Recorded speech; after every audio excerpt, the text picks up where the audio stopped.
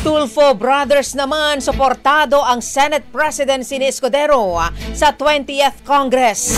Brigada Ann Cortez, ibrigada mo. Brigada Live Report. Kinumpirma ni Senador Raffy Tulfo na si Senator Cheese Escudero ang susuportahan nilang magkapatid sa pagkapangulo para sa paparating na 20th Congress. Actually, Erwin consulted me. Sabi niya, Kuya, saan ba tayo? And then I said, ako ay kay Cheese. Now it's up to you. Hindi kita pwedeng diktahan kung sinong gusto mo. Sabi niya din, kung kay Cheese ka, sige. And then sinabi ko sa kanyang dahilan at nakita niya magandang reason na binigay ko sa kanya. Kaya sumang-ayon siya sa akin. Well, first of all, kilala ko si Cheese. I've worked with him for 3 years.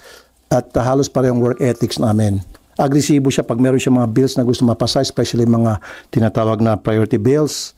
Pinupush niya talaga. In fact, he will even to the extent of calling my staff. Ano bang problema? Paano ba ako makatulong? And then, kuminsan siya pa mismo ang nagpapapirma.